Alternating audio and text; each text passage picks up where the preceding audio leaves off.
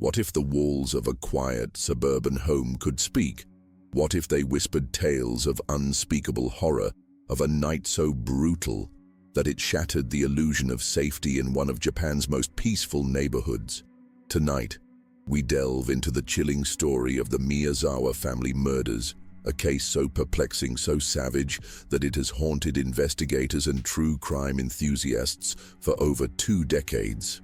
This is not just a crime, it's a puzzle of unimaginable violence and eerie behavior that defies explanation.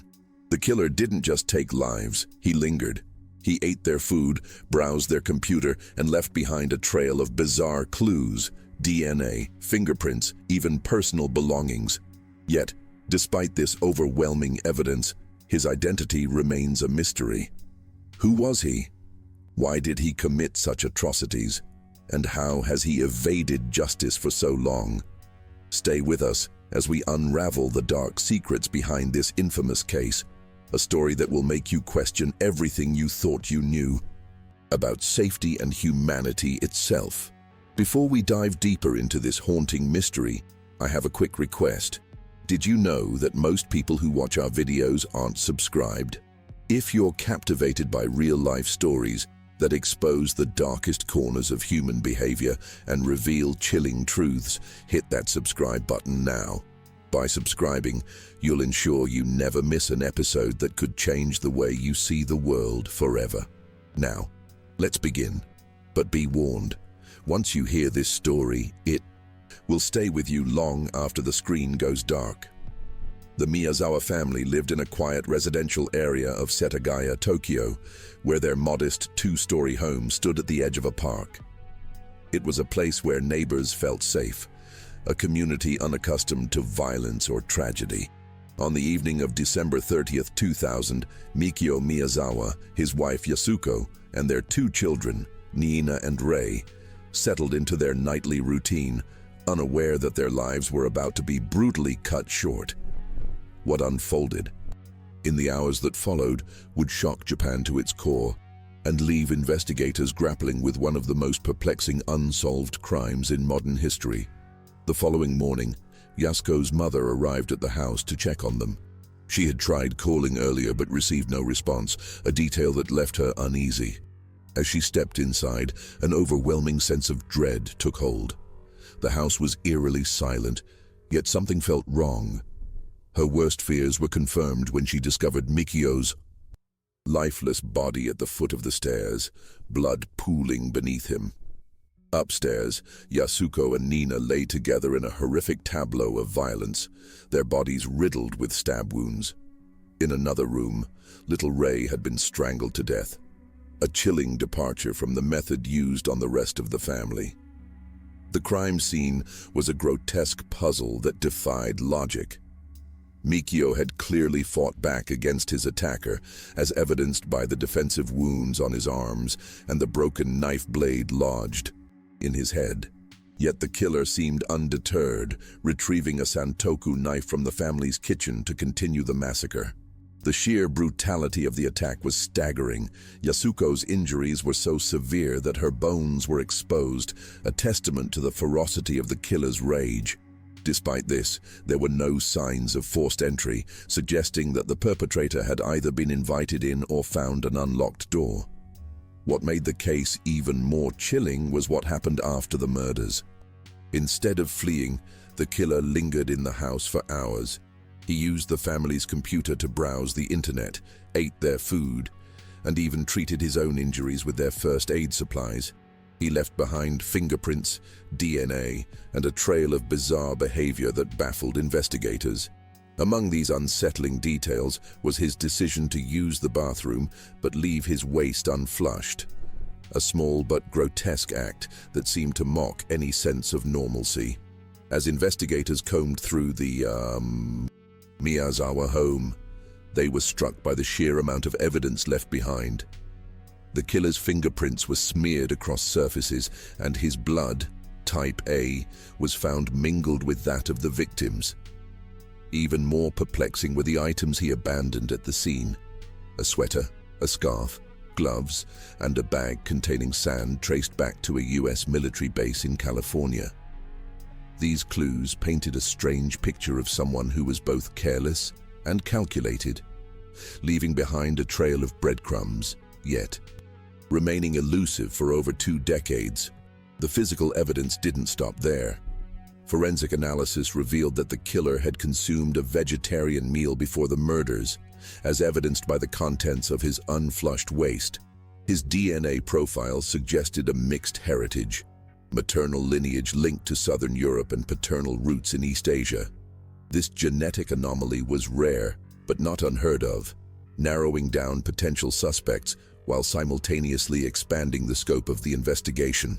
Despite these findings, no match was ever made, and the identity of this enigmatic figure remained a haunting mystery. The timeline of the killer's actions only deepened the mystery. Between 1:18 and 1:23 a.m., he used the family's computer to connect to the internet. Investigators later discovered that he had attempted to purchase tickets for a theater show, though it was unclear whether this was a deliberate act or a moment of bizarre detachment. Even more unsettling, the killer appeared to have taken a nap on the living room sofa, surrounded by the lifeless bodies of his victims.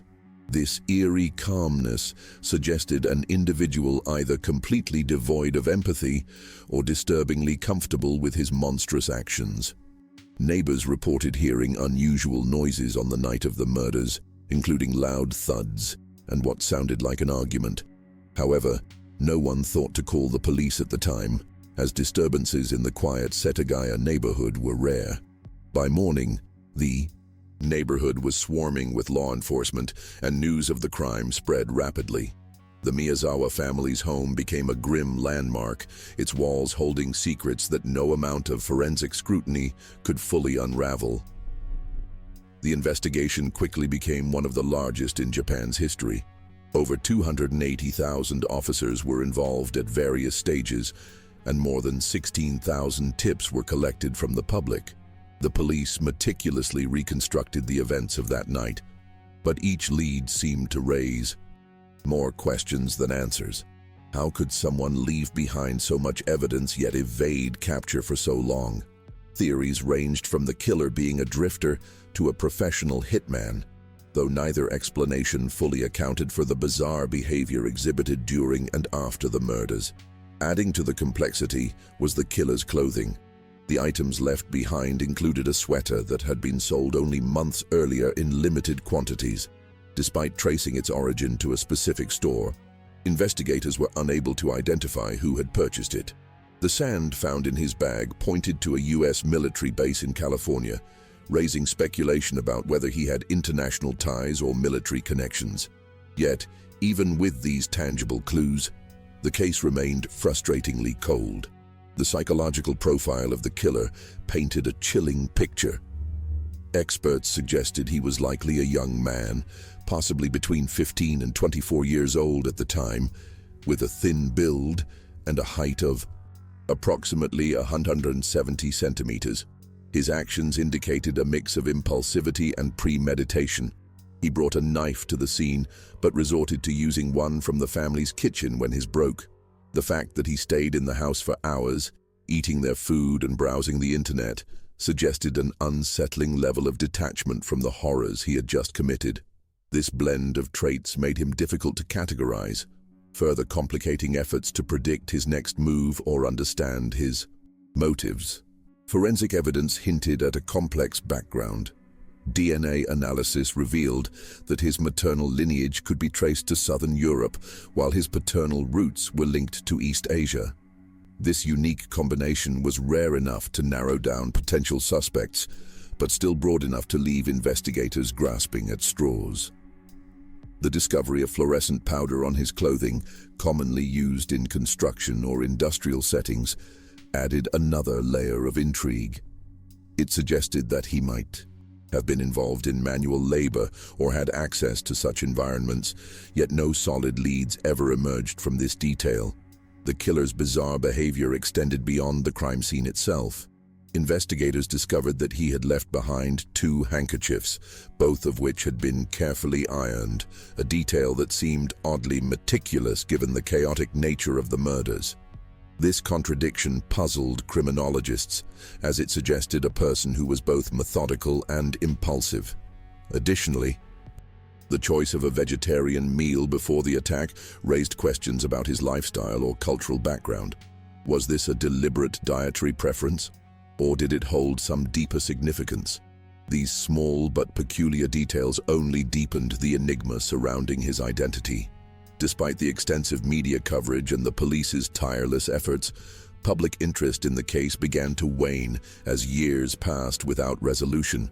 The Miyazawa family's home remained untouched, frozen in time as a haunting reminder of the tragedy.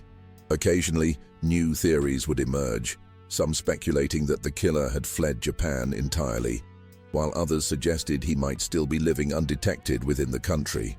Each hypothesis brought a brief surge of hope, but none ever led to concrete answers.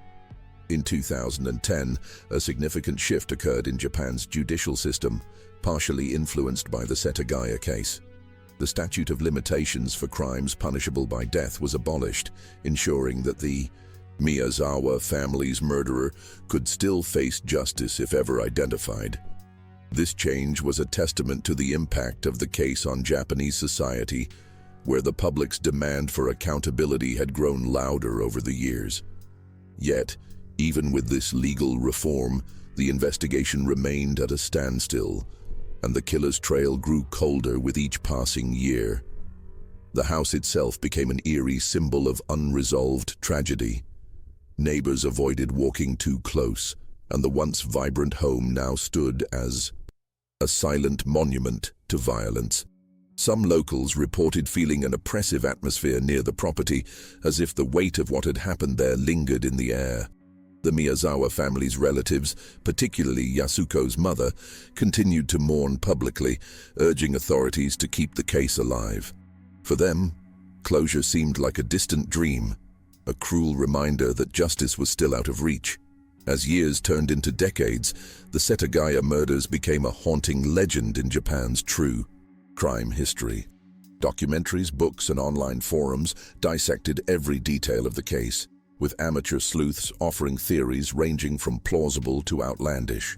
Some speculated that the killer might have been a transient or someone with mental health issues, while others believed he could have been a professional assassin who staged the scene to confuse investigators.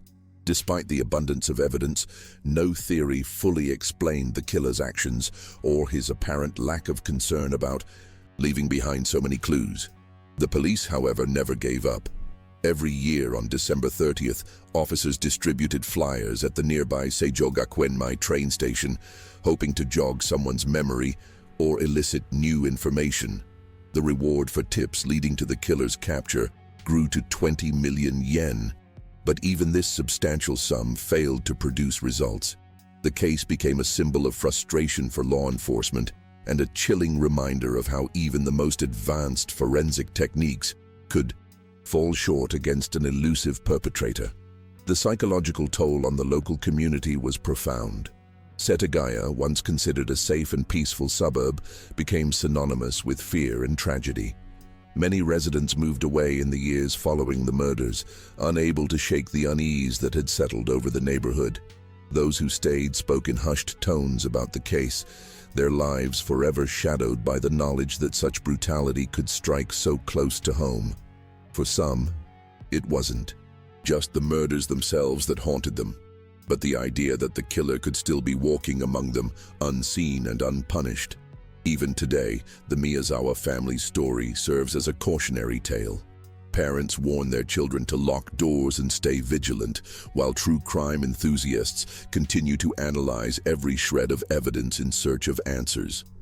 The case has also sparked debates about Japan's criminal justice system and its ability to handle complex cases involving international elements. Could the killer have escaped abroad? Was he someone with connections that allowed him to evade capture? These questions linger unanswered as time continues to erode hope for resolution. One of the most unsettling aspects of the Setagaya murders was the sheer intimacy of the crime. The killer didn't just attack the Miyazawa family, he invaded their sanctuary, a space meant to protect them from the outside world. He moved through their home with a chilling sense of entitlement, eating their food, using their belongings, and even tending to his wounds as if he had every right to be there. This violation of their personal space amplified the horror of the murders, leaving an indelible scar on everyone who learned of the case. The lack of answers has turned the Setagaya case into a modern ghost story, one that feels almost too surreal to be true. How could someone leave behind such a wealth of evidence, DNA, fingerprints, clothing, and still vanish without a trace? Theories about police missteps or overlooked clues have fueled speculation, but no definitive proof has emerged to suggest incompetence. Instead, what remains is an overwhelming sense of frustration and disbelief, as if the killer had simply disappeared into thin air. Over the years, advancements in forensic technology have reignited hope that the case might one day be solved. DNA databases have expanded globally, and techniques like familial DNA searches have led to breakthroughs in other cold cases. However, despite these tools, the Setagaya killer's identity remains a mystery. Some experts believe that the perpetrator may no longer be alive, while others argue that he could be living a quiet, unassuming life, aware that time has worked in his favor. The lack of closure has turned this case into a symbol of both the potential and the limitations of modern criminology. For the Miyazawa family's surviving relatives, each passing year without answers is a fresh wound. Yasuko's mother has been vocal about her grief, often speaking to the media in hopes of keeping the case in the public eye. Her determination is unwavering, but her sorrow is palpable. "I just want to know why," she once said during an interview, her voice trembling with emotion. It's a question that echoes through every aspect of this case, a haunting refrain that refuses to be silenced. The Setagaya case has also left a profound mark on Japan's cultural psyche. It has been the subject of countless documentaries, podcasts, and online discussions, each attempting to piece together the fragments of that fateful night. Some have even turned to unconventional methods, such as psychics or spiritual mediums, in a desperate bid for answers. While these efforts have yielded no concrete results, they underscore the collective obsession with solving this mystery. For many, the case is more than just a crime. It's a chilling reminder of how fragile the illusion of safety can be. Despite the passage of time, the Miyazawa home still stands, frozen in its tragic state. The house has become an unintentional monument to unresolved grief, its walls bearing silent witness to one of Japan's most infamous crimes. Overgrown weeds and peeling paint give it an abandoned appearance, but for those who know its history, it remains a place of deep unease.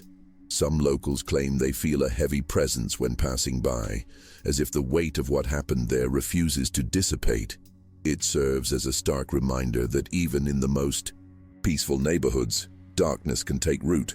The reward for information leading to the killer's capture remains unclaimed, a silent testament to the case's enduring mystery. Over the years, police have received thousands of tips, but none have led to a breakthrough. Some leads seemed promising at first, reports of suspicious individuals in the area or people matching the killer's description, but each one eventually hit a dead end. The frustration among investigators is palpable as they continue to sift through old evidence and revisit witness statements, hoping that a single overlooked detail could finally crack the case. For true crime enthusiasts and amateur sleuths, the Setagaya murders have become an obsession.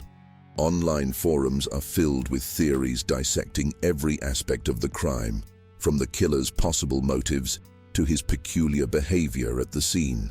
Some speculate that he might have been familiar with the family or even harbored a personal grudge, while others believe it was a random act of violence carried out by someone deeply disturbed. Theories about his international connections, suggested by the sand in his belongings and his mixed DNA profile, add another layer of complexity to an already baffling case.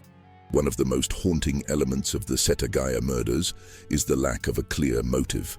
The Miyazawa family appeared to be ordinary, with no known enemies or involvement in disputes that could explain such a brutal attack. Mikio was a dedicated professional. Yasuko was a beloved teacher, and their children were young and full of promise. This absence of motive has led to widespread speculation, with some theorizing that the killer acted out of sheer randomness or due to a psychological break. Others wonder if the family might have been targeted for reasons that remain buried, known only to the killer. As the years pass, the case continues to serve as a grim reminder of how even the most advanced investigative techniques can fall short. The abundance of evidence, DNA, fingerprints, clothing, should have made solving the crime straightforward. Yet, it has instead become a symbol of frustration and unanswered questions. Forensic experts have suggested that new technologies might one day provide answers, but for now, the case remains frozen in time, its mysteries as impenetrable as they were on that cold December night in 2000. The Setagaya murders have also sparked discussions about the limitations of Japan's investigative methods. At the time, critics have pointed out that while the police collected an impressive amount of evidence, their inability to connect it to a suspect highlights gaps in their approach. Some argue that the case suffered from a lack of international collaboration, particularly given the clues suggesting the killer's possible ties to other countries. Others believe that the sheer volume of evidence may have overwhelmed investigators, causing them to miss critical connections in the early stages of the inquiry. Meanwhile, the public's fascination with the case shows no signs of fading. Every anniversary brings renewed media attention, with journalists revisiting old theories and uncovering new details. Documentaries and podcasts continue to explore the crime from every angle, keeping it alive in the collective consciousness. For many, the Setagaya murders represent more than just an unsolved mystery. They are a reflection of humanity's darkest impulses and a chilling reminder of how easily lives can be shattered by violence. For the Miyazawa family's surviving relatives, the lack of closure is a wound that refuses to heal. Yasuko's mother, now elderly, continues to advocate for justice, her voice a poignant reminder of the human cost behind the headlines. She often visits the site where her daughter and grandchildren were taken from her, leaving flowers and praying for answers that never come. Her resilience is both heartbreaking and inspiring, a testament to a love that endures, even in the face of unimaginable loss. Yet, with each passing year, the hope of resolution grows dimmer. The house itself has become a symbol of unresolved grief. Though it remains standing, it has been left untouched since the night of the murders. Its windows are dark, its walls marked by time and neglect. For those who pass by, it serves as a chilling reminder of what happened there, a place frozen in tragedy. Some locals claim they avoid walking near it altogether, unable to shake the feeling of unease that lingers in the air. To them, the house is more than just a crime scene, it's a scar on their community's history. Despite the passage of time, the Setagaya murders remain a topic of study for criminologists and forensic experts worldwide. The case is often cited as an example of how even overwhelming evidence can fail to yield results without the right connections or breakthroughs. Some researchers have suggested that the killer's mixed DNA profile could hold the key to his identity, particularly as genetic genealogy becomes a more powerful tool in solving cold cases. However, without new leads or technological advancements, these possibilities remain speculative at best. For those who lived in Setagaya at the time, the case has left an indelible mark. Many residents moved away shortly after the murders, unable to cope with the fear and unease that gripped the neighborhood. Those who stayed have learned to live with the shadow of what happened, though it's a shadow that never fully lifts. Parents still tell their children to lock their doors and stay vigilant, a lingering paranoia that feels out of place in such a quiet suburb. The Setagaya murders may have been an isolated act of violence, but their impact continues to ripple through the community. The Setagaya murders have also raised questions about the psychological profile of the killer. Experts have debated whether his actions suggest a calculated plan or a chaotic, impulsive mind. The fact that he lingered for hours after the murders, eating ice cream, browsing the internet, and even leaving unflushed waste in the bathroom, points to a disturbing level of detachment. This behavior has led some to theorize that he may have been mentally unstable, while others argue that his actions were deliberate attempts to confuse investigators and obscure his true motives. Adding to the mystery is the killer's apparent lack of concern about being caught. He left behind fingerprints, DNA, and personal belongings, including a sweater that was traced back to a specific store. Despite these clues, police were unable to identify him, leading some to speculate that he may have had connections or resources that allowed him to evade capture. Others believe he might have fled Japan entirely, taking his secrets with him and leaving behind a case that continues to baffle even the most seasoned investigators. The international elements of the case have only added to its complexity. The sand found in the killer's bag, traced to a U.S. military base in California, raised the possibility that he had traveled or had connections abroad. Combined with his mixed DNA profile, these clues suggest a background that spans multiple countries. Yet despite these tantalizing leads, no international databases have ever produced a match. This has led some to wonder if the killer might have used a false identity or lived off the grid, avoiding detection for over 2 decades. As the case remains unsolved, it has taken on an almost mythical status in Japan. The Miyazawa family story is retold every year, a grim reminder of how even the most peaceful communities can be shattered by violence. For younger generations, it serves as both a cautionary tale and a source of morbid fascination. True crime enthusiasts continue to analyze every detail, hoping to uncover something that investigators might have missed. But for those closest to the tragedy, the case is not just a mystery, it's an open wound that refuses to heal. The Setagaya murders have also sparked broader conversations about safety and trust in modern society. In a country like Japan, known for its low crime rates and strong sense of community, the brutality of the crime was a stark anomaly. It forced many to reevaluate their perceptions of security, particularly in suburban neighborhoods like Setagaya. The idea that such a horrific act could occur in a quiet, family-oriented area has left an enduring sense of vulnerability among residents even decades later. For law enforcement, the case serves as both a cautionary tale and a source of unresolved frustration. Despite the advancements in forensic science and the dedication of thousands of officers over the years, the killer remains unidentified. The failure to solve the case has led to introspection within Japan's criminal justice system, highlighting the challenges of investigating crimes with international dimensions. Yet, for all its complexities, the case continues to inspire a commitment among investigators to seek justice for the Miyazawa family, no matter how much time has passed. For the Miyazawa family's surviving relatives, the lack of resolution is a cruel burden. Yasuko's mother has spent years advocating for justice, her grief visible in every public appearance and interview. She often speaks of her daughter and grandchildren, describing them as vibrant and loving individuals whose lives were stolen far too soon. Her determination to keep the case alive is unwavering, but the weight of unanswered questions has clearly taken its toll. For her, closure feels like an unattainable dream, one that grows more distant with each passing year. The house where the murders took place remains a haunting presence in Setagaya. Though its exterior has deteriorated over time, it stands as a grim reminder of the violence that shattered the neighborhood's peace. Some locals avoid walking near it altogether, claiming they feel an oppressive atmosphere when they do. Others view it as a symbol of unresolved tragedy, a place frozen in time, holding secrets that may never be uncovered.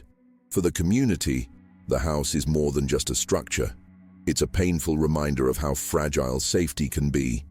the Setagaya murders remain a chilling enigma, one that continues to captivate and disturb in equal measure.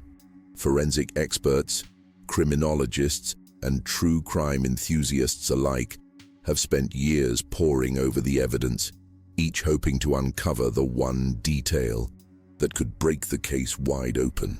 Yet, despite the passage of time and advancements in investigative methods, the killer's identity remains as elusive as ever. The unanswered questions, who was he? Why did he do it? Where is he now? Linger like a dark cloud over the case, refusing to dissipate. As the 25th anniversary of the murders approaches, the case stands as a stark reminder of both the potential and limitations of modern criminology. It is a story of loss and resilience, of a family torn apart and a community forever changed. For those who knew the Miyazawa family, the pain is still fresh. Their memories of Mikio, Yasuko, Niina, and Rei preserved in snapshots of happier times. And for the rest of us, the case serves as a haunting reflection on the fragility of life and the unsettling reality that some questions may never be answered. Even as the years stretch on, the Setagaya murders remain an open wound in Japan's collective memory. The case has transcended its status as a crime story, becoming a symbol of unresolved grief and the limits of human understanding. For the Miyazawa family's loved ones, every anniversary is a painful reminder of what was lost, a day that reopens the scars left by that horrific night. For investigators, it is a challenge that continues to defy resolution, a puzzle whose missing pieces seem forever out of reach. The house in Setagaya still stands, its walls bearing silent witness to an unimaginable tragedy. Overgrown with weeds and marked by time, it is both a physical and emotional scar on the neighborhood. Yet, despite its eerie presence, it also serves as a testament to the enduring hope for justice. As long as the house remains, so too does the possibility that one day, the truth will finally come to light. Until then, the Setagaya murders will remain one of Japan's most haunting mysteries, a story that refuses to be forgotten. The legacy of the Setagaya murders extends beyond the tragedy itself, influencing Japan's legal and cultural landscape. The case played a role in the 2010 abolition of the statute of limitations for crimes punishable by death, ensuring that justice could still be pursued regardless of how much time had passed. It also sparked debates about the effectiveness of Japan's investigative methods, particularly in cases involving international elements. For many, the Setagaya murders symbolize both the fragility of life and the enduring pursuit of justice, even in the face of overwhelming odds. As the years continue to pass, the case remains a haunting reminder of how some mysteries defy resolution. The Miyazawa family's story is one of heartbreak and resilience, a testament to the strength of those left behind to carry their memory. While the killer's identity remains unknown, the impact of his actions is deeply felt, not just by those who knew the family, but by an entire nation. The Setagaya murders may never be solved, but their legacy ensures that they will never be forgotten. The Setagaya murders have left an indelible mark not only on the neighborhood, but on Japan as a whole. The case continues to serve as a grim reminder of the darkness that can exist even in the most seemingly peaceful places. For the families of the victims and the investigators who have dedicated their lives to solving this mystery, the hope for answers persists. Each piece of evidence, each new theory, carries with it the faint possibility of resolution, a chance to finally bring closure to a tragedy that has haunted so many for so long. And yet, as time marches on, the likelihood of solving the case grows slimmer. The physical evidence remains, but memories fade and witnesses age. The house in Setagaya stands as a monument to this unresolved crime, its presence a stark reminder of lives cut short and justice left undone. For those who pass by it, the house is more than just a structure. It's a symbol of unanswered questions and lingering sorrow. Until the day comes when Those questions are finally answered.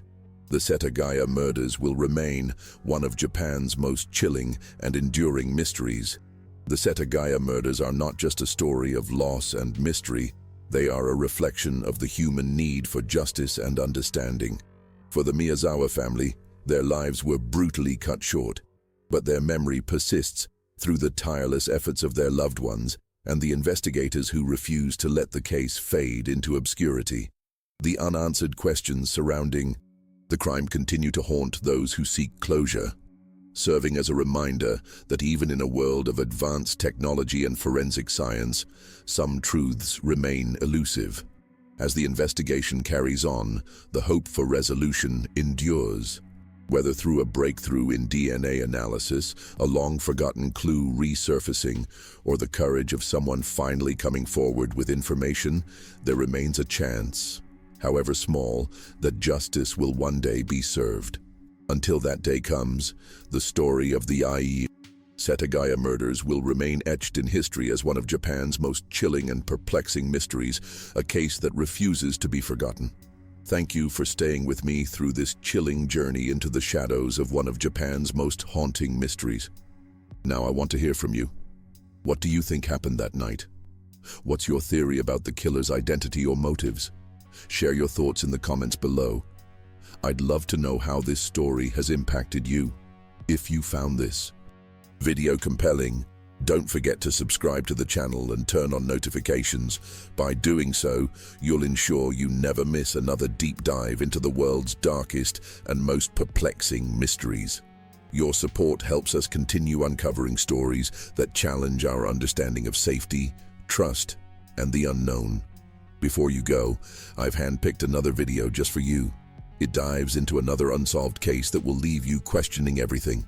Click on it now, and let's keep unraveling these terrifying enigmas together. Thanks for watching. I'm Jack, and I'll see you in the next video. Stay safe out there. Did this conclusion work for you? Or would you like me to tweak anything? Perhaps adjust the tone or add more detail? Let me know.